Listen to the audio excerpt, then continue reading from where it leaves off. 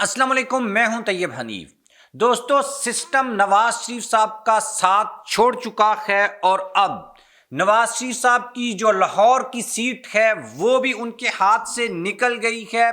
और उनको असेंबली से बाहर निकाल फेंका गया है। आप इसको ये समझें कि इस पूरा जो पॉलिटिकल सिस्टम है इसमें नवाज शरीफ साहब की कोई जगह नहीं है और ताकतवरों ने अब एक जबरदस्त फैसला, आप इसे कह लें या एक ऐसा फैसला कह लें जो नवाज शरीफ साहब के ताबूत में आप यूं कह लें कि आखिरी कील भी साबित होगा और इसके बाद कभी भी नवाज शरीफ साहब एटलीस्ट आपको पाकिस्तान के सियासी मंजरनामे के ऊपर कभी भी नजर नहीं आएंगे। और पहला रमजान आज मुकम्मल हो चुका है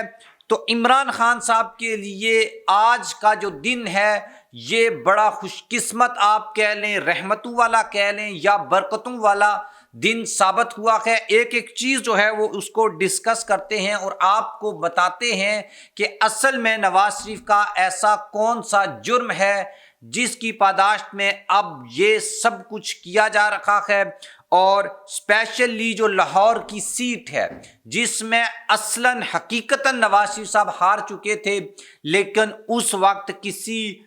मसलहत के तहत, किसी रख रखाव के तहत तो सीट बचा ली गई, लेकिन अब ये जो सीट है ये बच नहीं सक रही। इसके ऊपर एक ऑडिट रिपोर्ट भी आई है, वो भी आपके साथ शेयर करेंगे। लेकिन उससे ज़्यादा इम्पॉर्टेंट ये है कि ये फैसला असल में क्यों किया गया है। वैसे तो पीटीआई की 180 सीटें हैं, लेकिन उसमें 4 सीटों को क्यों सेलेक्ट किया गया है और उन 4 में से भी नवाज शरीफ साहब को टारगेट क्यों किया जा रहा है, ये जानना इंतहाई इंपॉर्टेंट है। आप मेरे चैनल को सब्सक्राइब कर लें, बेल आइकन को प्रेस कर लें। जो लोग हमें फेसबुक के ऊपर देखते हैं वीडियो को लाइक और शेयर ज़रूर करें और आप भी कमेंट बॉक्स में ज़रूर जाकर लिखिएगा इसके बारे में कि NA 130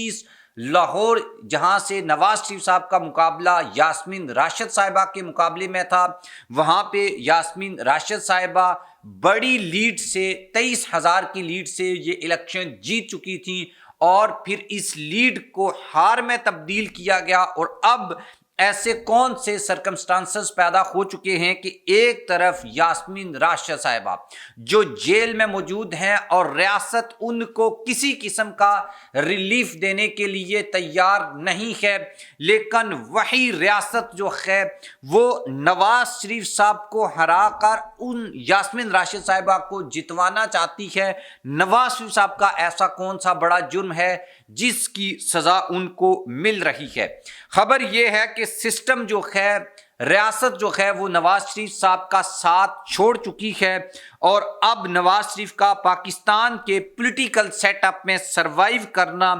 तकरीबन जो है वो नामुमकिन हो चुका है।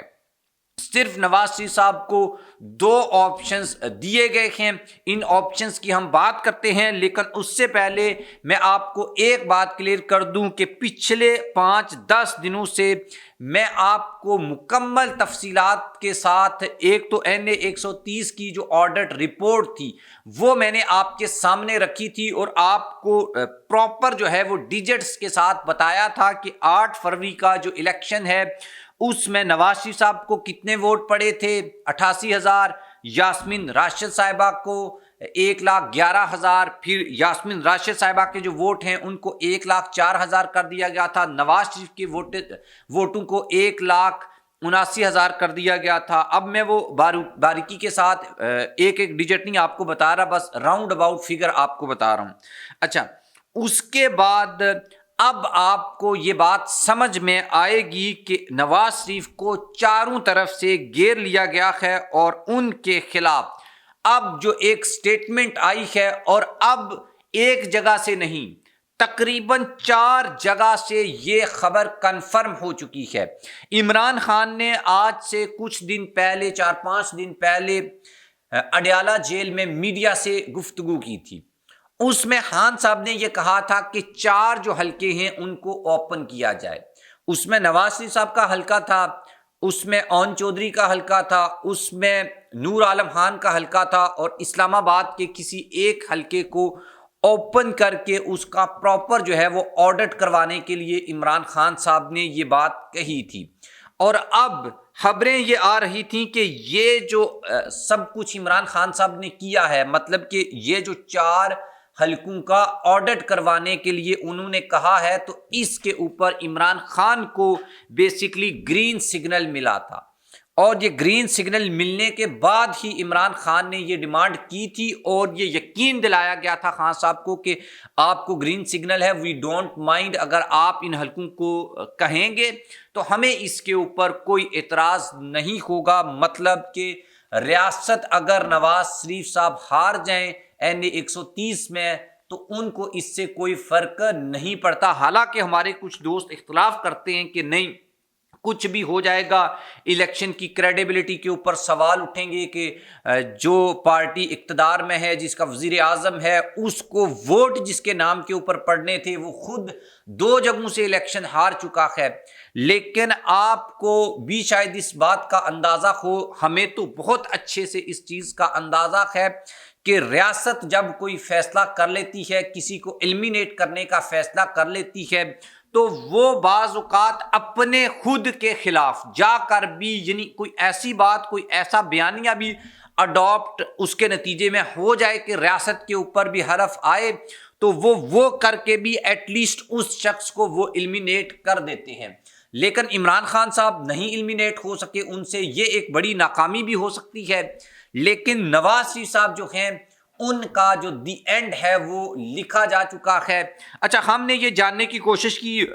محمد مالک صاحب نے اس کے اوپر بات کی،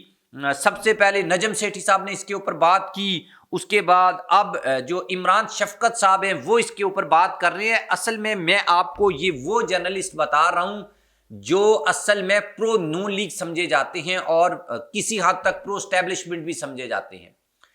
ان کی زبانی کی میں یہ آپ کو بات بتا رہا ہوں۔ حالانکہ پی ٹی آئی کے لوگ یا پرو پی ٹی آئی جو جرنلسٹ ہیں وہ تو کب سے اس کے اوپر باتیں کر رہے تھے، اور ہم تو تقریباً کوئی 1 ماہ سے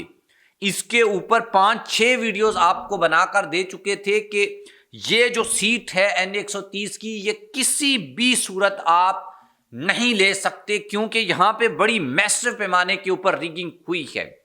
اور چونکہ اس ایک کام کرنے سے عمران خان کا مطالبہ بھی پورا ہو جائے گا اور آڈٹ بھی ہو جائے گا، اور دوسری طرف نواز شریف صاحب جو ہے ان کو بھی ایلیمینیٹ کیا جائے گا۔ تو اچھا، جب ہم نے یہ ڈھونڈنے کی کوشش کی، تلاش کرنے کی کوشش کی کہ اصل میں ایک تو نواز شریف کا جرم کیا ہے، اور دوسرا یہ کہ نواز شریف صاحب کو کیوں ایلیمینیٹ کیا جا رہا ہے اور پہلے کیوں نہیں کیا گیا، اس کے 2 ریزنز ہیں۔ ایک ریزن تو یہ ہے کہ پہلے اس لیے نہیں کیا گیا تھا کہ اگر جب نواز شریف صاحب وہ والا حلقہ ہارے تھے NA 15 مانسیرا والا، تو اسی وقت یا یہ حکومت بننے سے پہلے یہ سب کچھ ہو جاتا، تو اس کے بڑے جو ہے نا نیگیٹو اثرات پڑنے تھے، اور ہو سکتا ہے کہ یہ حکومت بھی نہ بن پاتی اور نواز شریف صاحب جو ہیں وہ کھڑے ہو جاتے اور یہ کہتے شہباز شریف کو کہ کوئی حکومت نہیں، مریم کو کہ کوئی حکومت نہیں ہے، چلو دفعہ مارو، انہوں نے تو مجھے ہی ہرا دیا ہے۔ لیکن اب چونکہ حکومت بن چکی ہے اور اب یہ حکومت سے نکلنا ان کی بھی مجبوری ہوگا، اور یہ حکومت چلے اور اس حکومت میں نواز شریف صاحب کو انٹرونشن کریں، مطلب رائے ونڈ میں بیٹھ کر، یا پھر وہ جاتی عمرہ میں بیٹھ کر، یا وہ پھر ماڈل ٹاؤن میں بیٹھ کر اس حکومت کو انسٹرکشن دیں، مریم کو بتائیں کہ حکومت کیسے کرنی ہے، یہ فیصلہ کرنا ہے، یہ نہیں کرنا، اس کے بعد شہباز شریف کے اوپر پریشرائز کریں کہ یار یہ تو کر، یہ نہیں کر۔ تو اب وہ جسے کہتے ہیں بلا غیر شراکت اقتدار جو ہے وہ طاقتور اپنے پاس رکھنا چاہتے ہیں، اور شہباز شریف کو ایک ربڑ سٹیمپ کی طرح استعمال کرنا چاہتے ہیں۔ اس لیے نواز شریف کہیں پر کوئی گڑبڑ نہ کر جائیں، اور آصف زرداری جو ہے وہ پراپر اس گیم میں ان ہیں، اور آپ کو بھی معلوم ہے، مجھے بھی معلوم ہے، اور بچہ یہ بات جانتا ہے کہ زرداری جو ہے اس نے پہلے بھی PDM کی حکومت جو بنی تھی اس میں نواز شریف صاحب کی جو آج یہ 17 یا 24 سیٹیں جو PTI والے کہتے ہیں کہ اصلاً وہ بنتی ہیں ان کی، تو اس پوزیشن کے اوپر زرداری صاحب لائے تھے، اور زرداری صاحب اصل میں سپیس کریٹ کرنا چاہ رہے ہیں پنجاب میں، اور اب کی حکومت کے پیچھے بھی زرداری صاحب ہیں، اور نواز شریف صاحب جو ہیں وہ ان سب کے بیچ گرے ہوئے ہیں اور کوئی فیصلہ، یہ وہ جسے کہتے ہیں کہ بولڈ فیصلہ نہیں کر پا رہے۔ اس کی وجہ ان کے کیسز بھی ہیں۔ ابھی میں نے آپ کو پچھلی ویڈیو میں بتایا تھا کہ توشہ خانہ کا ایک کیس ہے، وہ اب دوبارہ اوپن ہو چکا ہے، اور اس کا مقصد بھی یہ نواز شریف کو ڈرانا ہے کہ آپ نے لندن جانا ہے یا جیل جانا ہے، آپ ان دونوں میں سے کسی ایک چیز کا انتخاب کر لیں۔ تو ابھی تک کی جو خبریں ہیں وہ یہ ہیں کہ ہو سکتا ہے کہ نواز شریف صاحب یہ N130 کی سیٹ ہارنے سے پہلے ہی چلے جائیں لندن۔ اگر نہیں بھی جاتے تو پھر باقی بھی آپشنز ہیں جن کو استعمال کر کے ان کو بھیجا جا سکتا ہے یا بھیجا جائے گا۔ آپ بھی اس کے اوپر کامنٹ باکس میں جا کر لکھیے گا۔ اللہ حافظ۔